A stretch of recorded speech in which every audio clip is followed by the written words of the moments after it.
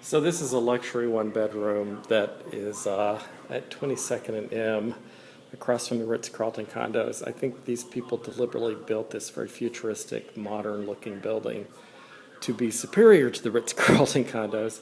It's built on a former parking lot beside a gas station, and they actually built out a roof over the gas station, which is a Ready Mart type gas station, and its parking area, so that if you're upstairs and you look down, you do not see a gas station, you just see a green roof planted.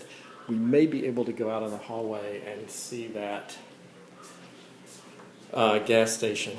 Anyway, this is not quite 1,000 square feet, and it's not quite $1 million, but it's over $1,000 a square foot.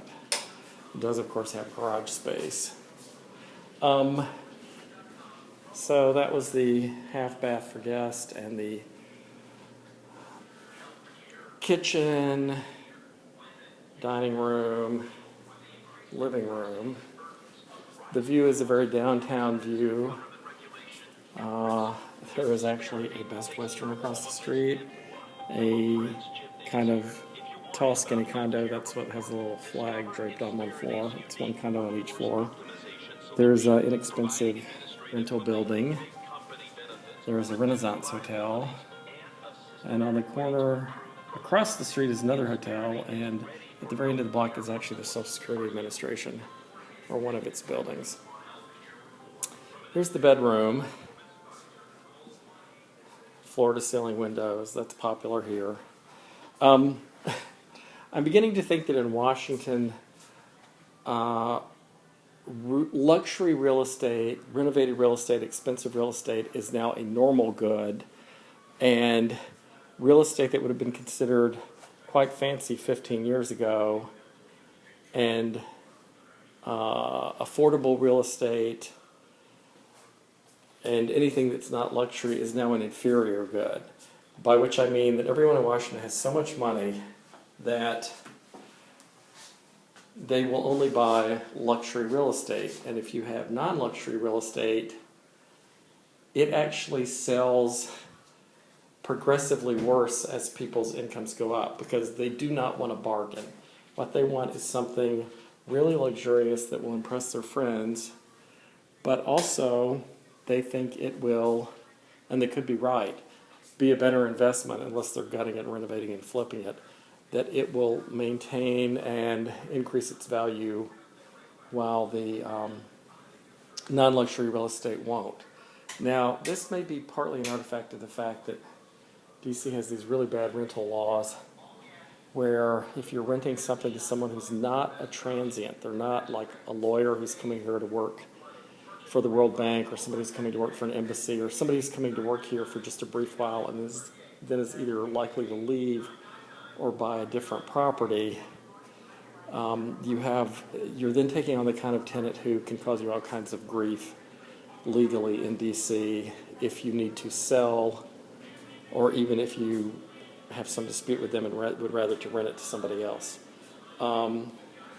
That may be one reason cheaper properties that would be more likely to be rentals are becoming inferior goods. But they are becoming inferior goods, and luxury property is a normal good.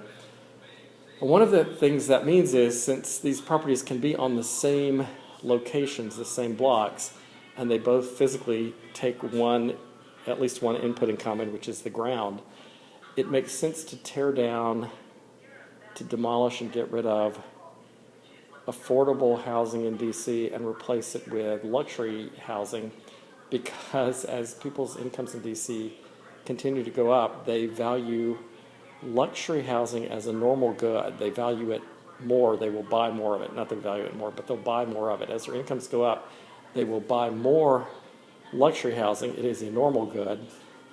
It's like steak.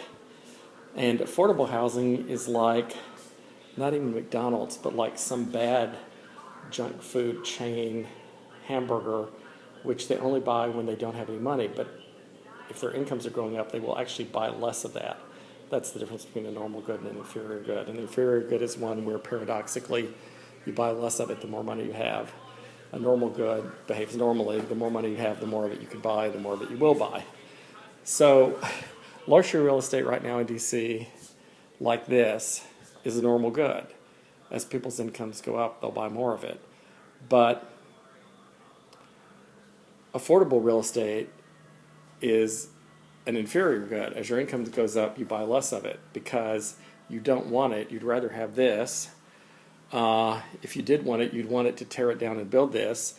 And above all, one reason you don't want it is because on the one hand, you mainly can treat it as a rental, and renters are not desirable in DC because tenant laws make them too difficult to deal with, too costly, and also, frankly, money is cheap. And as long as money's cheap, why not make a medium-sized monthly payment to buy this luxury apartment rather than a very small monthly payment to buy a cheap apartment?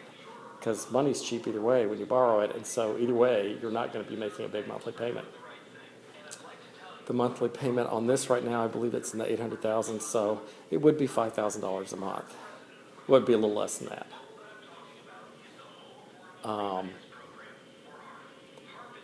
But there are people who probably want to do that because they get parking and everything else.